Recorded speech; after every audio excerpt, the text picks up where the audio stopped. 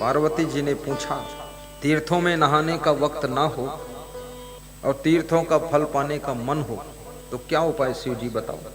शरीर बूढ़ा हो गया, तीर्थ में जाने का योग नहीं है और तीर्थ स्नान का फल पाना चाहते हैं तो क्या करना चाहिए, शॉर्टकट कोई रास्ता है।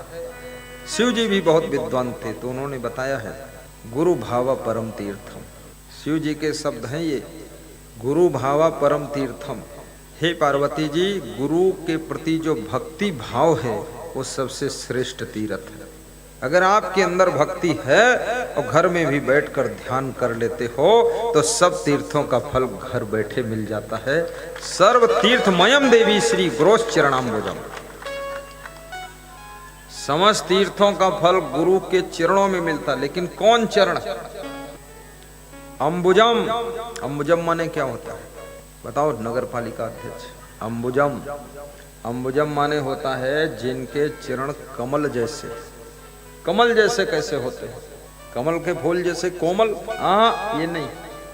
जैसे कमल जल में रहता है लेकिन उसकी जड़ कीचड़ में है, तना पानी में है, पर कमल का फूल कीचड़ और पानी से अलग रहता है।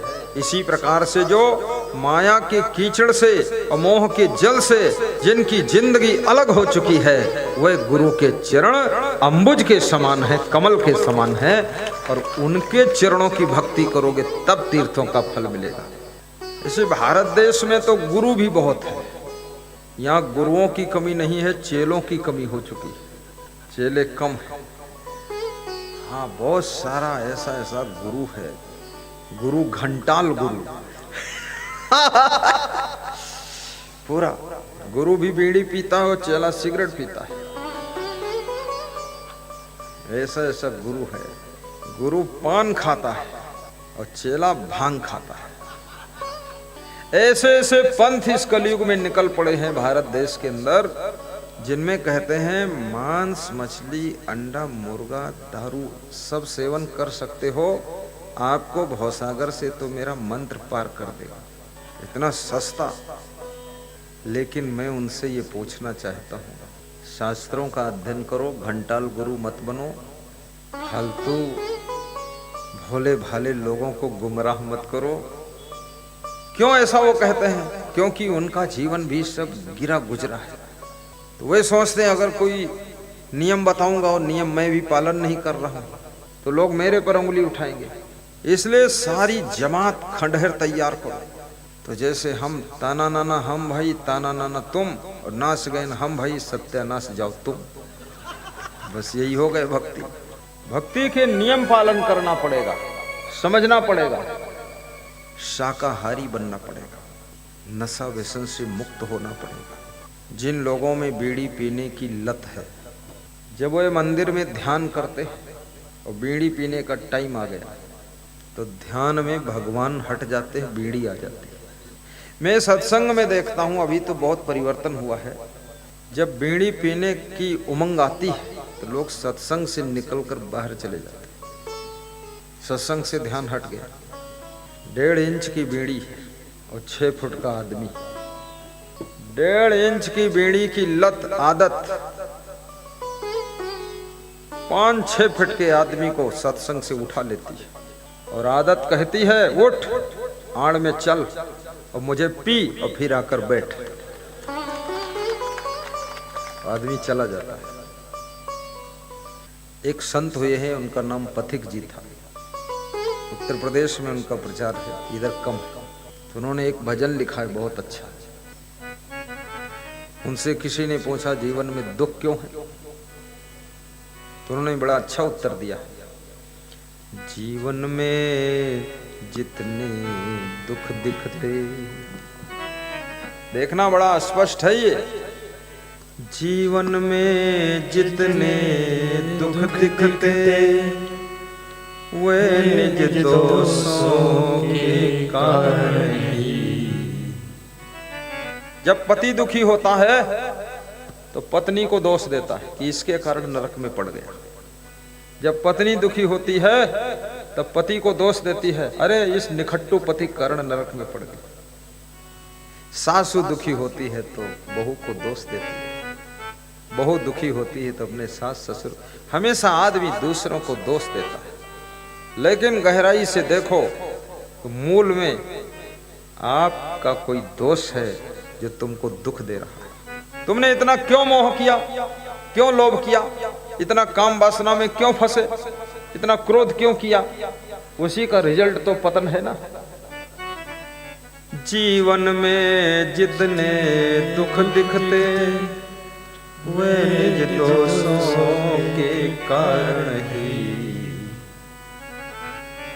पर जिसको इतना ज्ञान न हो, पर जिसको इतना ज्ञान न हो, वह दोष मिटाना क्या जाने, पर जिसको इतना ज्ञान न हो, वह दोष मिटाना क्या जाने।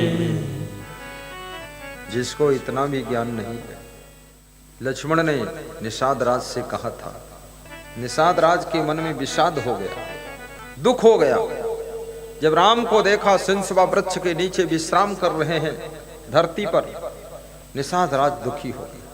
निषाद राज ने कहा, प्रभु आप मेरे नगर में चलो, मेरे राजमहल में सोइए, आप यहाँ क्यों सो रहे हो? तो राम ने कहा कि निषाद, ग्राम वास नहीं उचित मोही, सुनि मन भयो विषादे। मुझे ग्राम में निवास करना उचित नहीं, क्योंकि पिताजी ने वनवास दिया, पिताजी ने मुझको गांव में, नगर में, शहर में रहने के लिए आज्ञा नहीं दी। जिनके वचन को पालन करने के लिए मैं निकला हूं 14 वर्ष के लिए, तो मैं यहीं रहूंगा पेड़ के नीचे, सिंसपा नाम के वृक्ष के नीचे राम विश्राम कर रहे। और निषाद राज कहते हैं, महाराजा दशरथ बहुत कठोर है, जिन्होंने ऐसे कोमल राम को वन भेजा, इतना दुख दिया इन बच्चों को। तो लक्ष्मण ने कहा कि मेरे पिताजी को कुछ भी मत कहना, काहु न को सुख दुख कर दाता। कोई किसी को सुख दुख नहीं देता है निषाद राज, मेरे पिताजी ने मुझको दुख नहीं दिया। निजे कृत कर्म भोग सब भ्राता, कहु न को सुख दुख कर दाता। कोई किसी को सुख दुख नहीं देता है निषाद, ये सब अपने किए हुए कर्म का फल है। जो बच्चे बचपन में पढ़ते नहीं हैं, मोबाइल में कुछ तमाशा देखते रहते हैं, फैशन में फंसे रहते हैं, इधर उधर घूमते रहते हैं, जब जवानी आती है, शादी होती है, परिवार बढ़ता है, खर्चे की जरूरत पड़ती है, तब मन में सोचते हैं अरे ये तो जिंदगी जिल्लत में फंस गई। लेकिन गलती कौन किया? आपकी बचपन की गलती आपको जवानी में भुगतना पड़ेगा, और आपकी जवानी की भूल बुढ़ापे में भुगतना पड़ेगा, और बुढ़ापे की गलती मरने से पहले भुगत लेना पड़ेगा। इसलिए पढ़ाई करो। मैं छोटा था तो मैं सोचता था ये लोग इंजीनियर कैसे बन गए, मास्टर कैसे बने, डॉक्टर कैसे बने। तो मेरे मन में उत्तर आया कि इन्होंने मन लगाकर पढ़ाई किया, तो मैंने भी मन लगाकर शुरू किया। फिर पोस्ट ग्रेजुएट किया अर्थशास्त्र से, मैं अर्थशास्त्र पढ़ा, लेकिन अब धर्मशास्त्र की व्याख्या कर रहा। अर्थशास्त्र से पढ़ा हुआ व्यक्ति धर्मशास्त्र में रुचि ले ले। अर्थशास्त्र का मतलब होता धन शास्त्र, धन शास्त्र पढ़ा और धर्मशास्त्र में साधु बन गया। पहले से अगर होता कि साधु बनूंगा तो फिर साधु वाला कोई शास्त्र पढ़ता, लेकिन पहले से ये निर्णय नहीं हुआ था, तो हमने कहा चाहे जो शास्त्र हो पढ़ लो, उसके बाद तो पढ़ेंगे जाकर धर्मशास्त्र। लेकिन वो अर्थशास्त्र भी काम कर रहा है।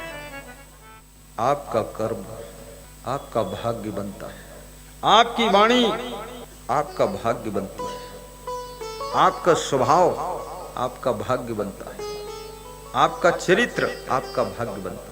जैसे अभी देख रहे हैं आप कि श्रद्धा का मर्डर हो गया, कोई श्रद्धा थी उसका मर्डर हुआ, और कोई थी एक अभी जिसके 35 टुकड़े हुए, उसका नाम भूल गया है, वही श्रद्धा है।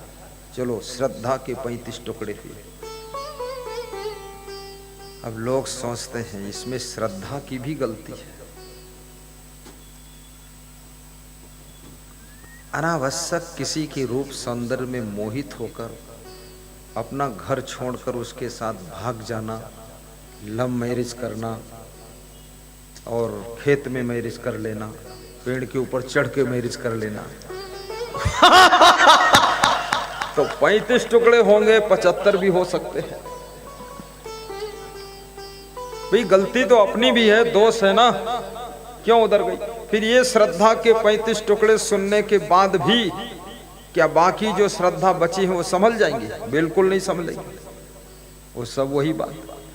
एक कुत्ता सड़क पर ट्रक के नीचे कुचल कर मर गया तो बाकी कुत्ते क्या सीख लेते हैं कि उधर नहीं जाना? वो सब फिर उसी में घुसते। विवेक करो, कोई बाल बांका नहीं कर सकता है। शरीर के 35 टुकड़े तो अलग हैं, तुम्हारे एक बाल के टुकड़े कोई नहीं कर सकता है। अगर आपने अपने चरित्र को अच्छा संभाल लिया है, संयम नियम के पथ को अपना लिया है, कोई छू नहीं सकता आपको। जय जय जय। इसलिए बेटियों से मैं निवेदन करूंगा, तुम इस मॉडल की श्रद्धा मत बनना। तुम तो ऐसी श्रद्धा भक्ति बनो। शिवरी पंपा सरोवर के किनारे कुटिया बनाकर रहती थी, कोई छू नहीं सका था उसको। लक्ष्मण रेखा के अंदर जब रावण पांव बढ़ाता था तो आग में जल जाता था, तुरंत आग पैदा होती थी। तेज था सीता जी का और लक्ष्मण की रेखा, हाथ बढ़ाता तो हाथ जल जाता था। लेकिन जब उस रेखा से सीता जी बाहर आ गई तो फट से रावण ने पकड़ लिया, उठा लिया। याद रखना, नियम संयम की रेखा के अंदर जब तक आप हैं, कोई आपको छू नहीं सकता, वो भस्म हो जाएगा। यही लक्ष्मण रेखा है, मर्यादा की रेखा में जब तक आप हैं, कोई कुछ नहीं। टुकड़ा तो करना अलग है, वो खाक हो जाएगा। सभी बेटियों से मैं कहूंगा, आपसे कोई भूल होगी, बेटों से भी कहूंगा, आपसे कोई चूक होगी, आपके माँ बाप, आपके भाई बहन को बहुत गहरा दुख होगा। इसलिए ये इंद्रियों के भोगों में कोई लड्डू नहीं रखे हैं। राजा भरथरी उज्जैन नगरी के 3 रानियां थीं, पट रानियां थीं और अलग से और नौकरानियां थीं। उसके बाद भी सुख नहीं मिला, तब उन्होंने भक्ति का मार्ग पकड़ा था, साधु बन गए, कमंडल लेकर निकले थे। ये इंद्रियों के भोगों में सुख नहीं है, ये पक्का विश्वास कर लेना। अभी बॉम्बे की एक माता जी कह रही थी, ये चमड़ी के भोगों में कोई सुख नहीं, इसमें अज्ञानता बस फंस गए तो फंस गए, नहीं तो सुख अगर है तो केवल भक्ति भजन में ही सुख।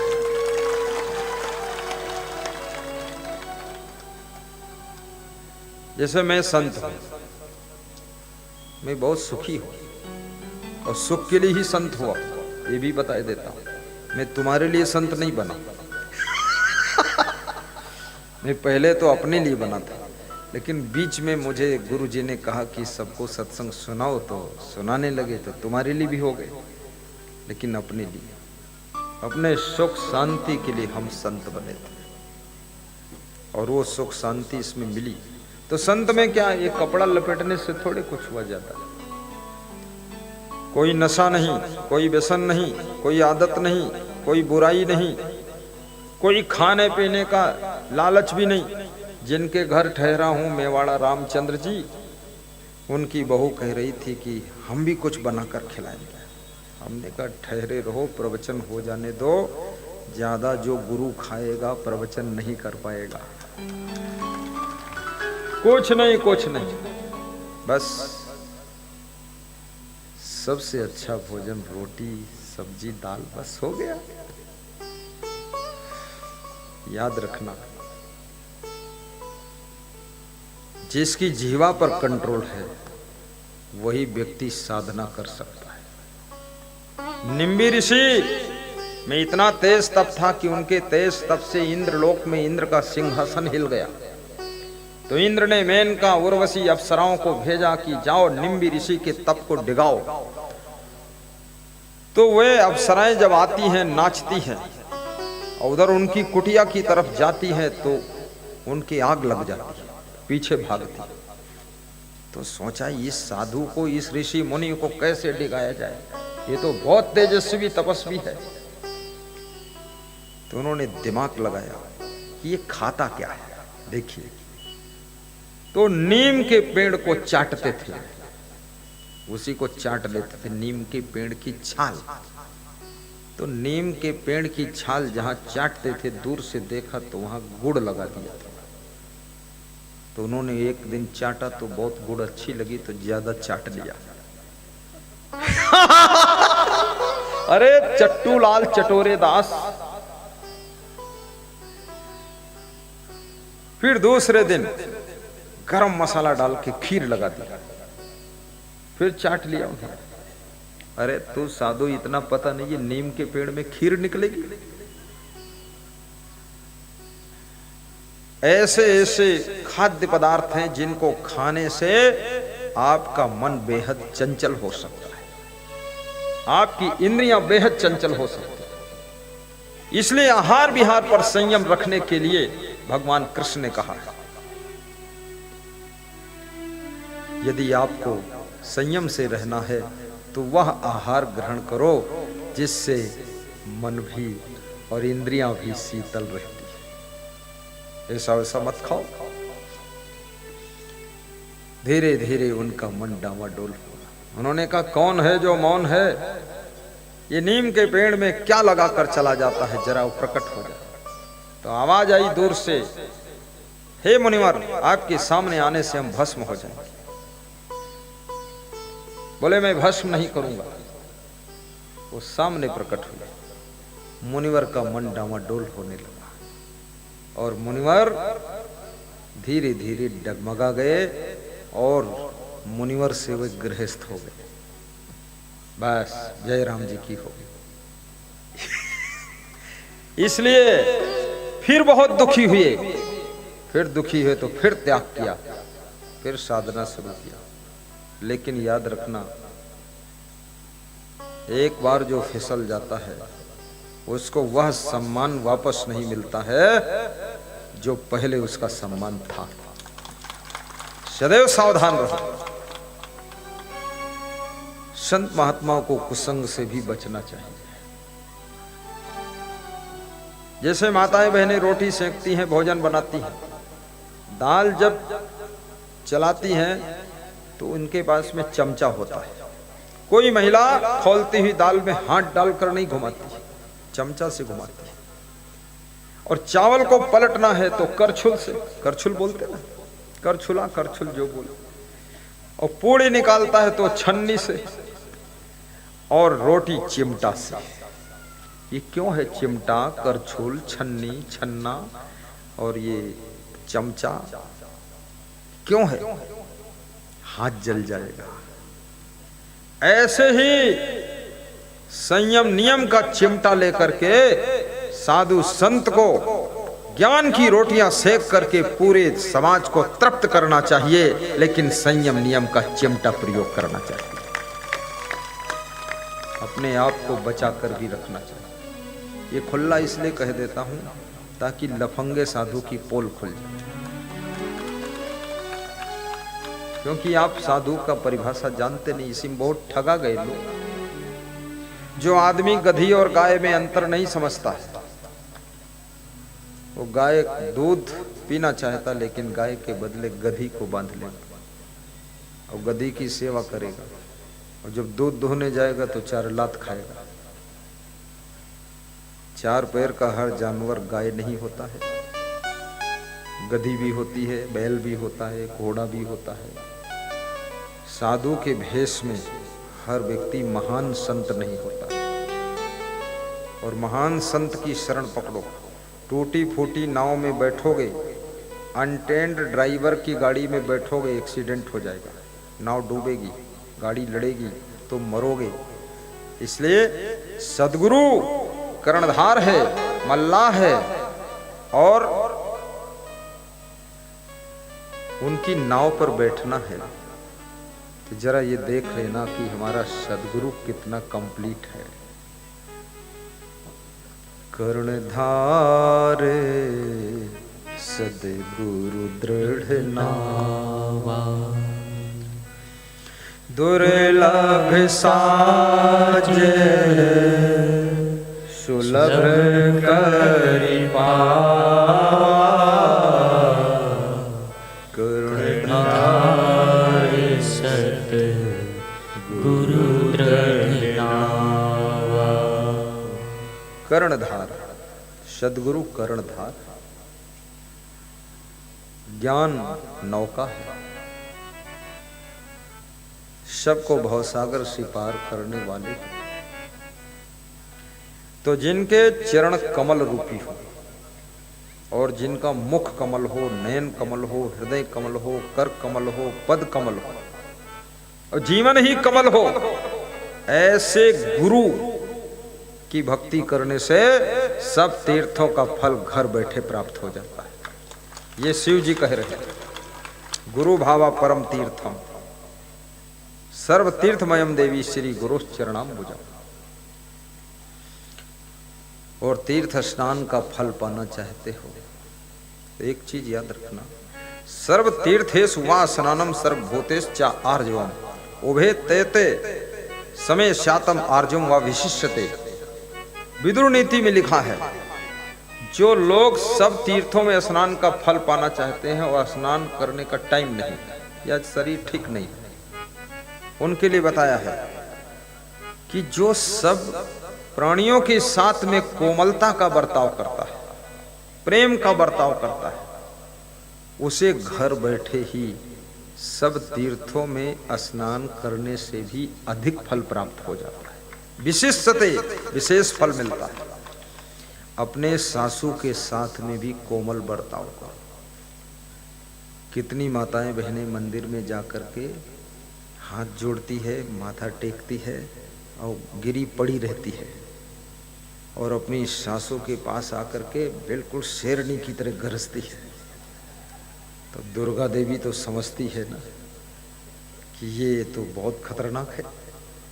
वहाँ सासू के पास में तो विकराल रूप दिखाती है और दुर्गा देवी मंदिर में आकर के ये हाथ जोड़कर गिरी पड़ी है, कोई फल मिलने वाला नहीं है। सासू को गौरा ससुर महादेवा, सासू को गौरा ससुर महादेवा, स्वामी को ईश्वर बनैबे मंदिर हम काहे को जैबे। मंदिर हम क्यों जाते हैं? सीखने के लिए, समझने के लिए, सुधरने के लिए, कल्याण के लिए, शांति के लिए, सुख के लिए मंदिर जाते हैं। मंदिर ऐसे कोई फालतू थोड़े जाते हैं कि कुछ सुख शांति मिल जाए, इसीलिए तो जाते हैं। लेकिन देखिए, जिसने भजन रचा है बहुत बड़ी बात कहा है कि सासू को गौरा ससुर महादेवा, सासू को गौरा ससुर महादेवा। हर घर में शांति इसी से आएगी। ईश्वर बनैबे मंदिर हम काहे को बहुत ध्यान देना है। सासू को ईश्वर बनैबे मंदिर हम सासू को गौरा को जैबे। एक बहू कह रही है, मैंने अपनी सासू में ही गौरा का रूप देखा है और ससुर में महादेव का रूप देखा है और अपने पति को ईश्वर का रूप समझकर उनकी सेवा कर देती है। अब जिस नारी का भाव इतना पवित्र हो चुका है, उस नारी का घर भी मंदिर से कम नहीं और वो नारी स्वयं नारायणी से भी कम नहीं, जिसका इतना पवित्र भाव हो गया। सासू को गौरा ससुर महादेवा, सासू को गौरा ससुर महादेवा। लेकिन गौरा बनने के योग्य कौन सासू है? जिस सासू के कर्तव्यों से, कार्यों से, स्वभाव से घर का गौरव बढ़ा है, वो सासू गौरा का स्थान पाती। और महादेव, कौन ससुर है महादेव? सब देवता तो देवता हैं, देव हैं, लेकिन शंकर जी महादेव क्यों कहे गए? क्योंकि सब देवताओं ने अमृत पिया इसलिए उन्हें देव कहा गया, पर शंकर जी ने जहर पिया इसलिए उन्हें महादेव कहा गया। तो आपके घर में जहर भी है, थोड़ा जहर पीना सीखो तो महादेव बन जाओ। एक भक्त के यहाँ मैं पधरौनी गया था, तो मैंने पूछा कितना बड़ा परिवार है? तो बोले 65 मेंबर्स, 65 मेंबर है। तो मैंने कहा 65 है तो इनको चलाता कौन है? तो सबने इशारा दिया, ये हमारे घर के जो बुजुर्ग हैं। मैंने कहा आपकी उम्र क्या है? बोले 75 साल। मैंने कहा इस परिवार को तुम चलाते हो? बोले हाँ मैं चलाता हूँ। तो मैंने कहा बाबा कैसे चलाते, जरा फार्मूला बताओ। ये 65 लोगों को चलाना है तो बहुत बड़ी कला है। तो उसने कहा मैं चलाता हूँ जहर के घूंट पीकर चलाता हूँ। तो मैंने कहा जहर के घूंट, तो अभी तक मरे नहीं। तो बोले शंकर जी ने जहर पिया था वो भी नहीं मरे, और मीरा ने जहर पिया वो नहीं मरी, और मैं घर का जहर पीता हूं मैं भी नहीं मरूंगा। तुमने कहा जहर के घूंट कैसे? उसने कहा सबकी सह लेता हूं, सबकी गम खा लेता हूं, सबको क्षमा कर देता हूं, और सबको प्रेम देता हूं, सबका ख्याल करता हूं। कोई मेरा ख्याल करे न करे, लेकिन मैं सबका ध्यान रखता हूं और सबको निभाता हूं, तब ये 65 लोगों का परिवार चल रहा है। निभाना पड़ता है।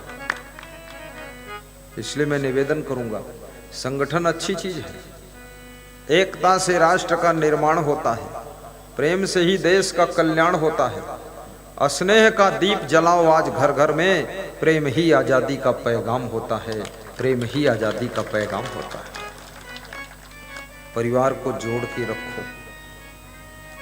परिवार के सभी सदस्य